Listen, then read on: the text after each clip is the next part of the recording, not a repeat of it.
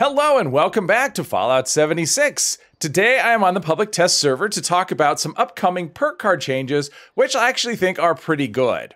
Now before I get to the specific changes, once again I want to remind you this is the test server, that is not the live game. These changes are not set to take effect until the next update in September, and even then the changes could not be what we are seeing right now. They could be tweaked a little bit here and there, but as of right now, this is how things stand. Now the 4 cards changing are under Endurance, and this is what they look like in the live game. Now the changing cards are Natural Resistance, Iron Stomach, Vaccinated, and Thirst Quencher, and they basically all do the same thing against different things. They're all disease resistance, anywhere between 30 to 90% disease resistance. One is from, like, Natural Resistance is from environmental, Iron Stomach is from food, Vaccinated is from creatures, and Thirst Quencher is from drinks. So the first change is that the cards are going from 3-point cards to 1-point cards. So right now we have Vaccinated. This is what it's going to look like. It is increased disease resist based on endurance. So instead of having 4 different cards for different sources of diseases, now we have 1 card that's only 1 point, and it is resistance from diseases from any source. Another change is now in the Pip-Boy, Perk, things from perks actually show up in the Pip-Boy. So you can see right there under effects, it says Vaccinated. I am getting 24% disease resistance. Now my character has 14 endurance.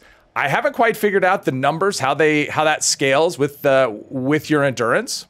The way that kind of looks is maybe it's base 10. You start off with 10 resist and then add 1 for every 1 point of endurance. That would make sense, but I'm not sure on that. But that's not a ton of resistance overall, but at least it's just 1 card that covers all sources of disease resist. Next card, we've got Iron Stomach. It is now increased damage resistance based on endurance while not diseased. And this is what that looks like. Iron Stomach, it's giving me plus 36 to damage resist. Again, I'm not really sure how that scales either. I have 14 endurance. I have no armor equipped. I don't have any resistance to anything, so you can see my damage resistance is 36. Personally, I'm not sure this would be one that I would run if I'm running a decent set of armor. I don't know, but it's only 1 point. So that's the thing. All of these cards are just 1 point now. Next up, we have Natural Resistance, and it gives you increased non-physical resistances based on endurance while not diseased. And this is what it looks like in the Pip-Boy. Natural Resistance, it gives me plus 14 energy resistance, plus 14 fire resist, plus 14 poison resist, and plus 14 cryo resist. This looks like it's just a direct 1-for-1. Every point of endurance gives you 1 more point of resistance for all these things.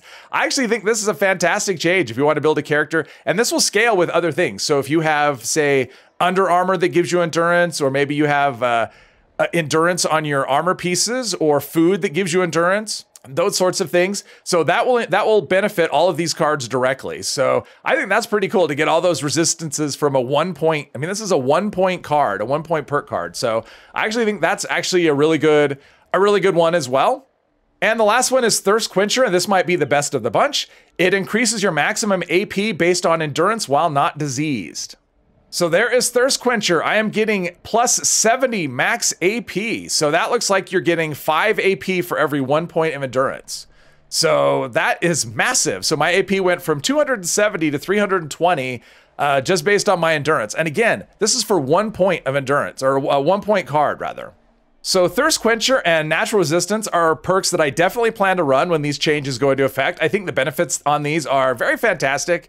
As far as getting extra damage resistance, I'm not so sure on that. That's going to be, that's going to be up to you.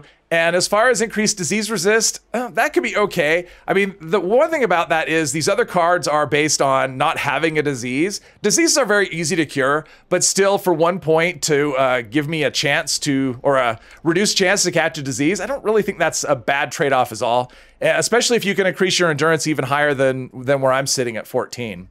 So basically we've taken 4 3-point perk cards that aren't terribly useful and turned them into 4 1-point cards that are useful. I'm hopeful that other perk card changes are in the works down the road, but I think this is a fantastic start. Hopefully you enjoyed this video. If you did, please hit one of the buttons, and I hope you'll join me in the next one. Thank you very much.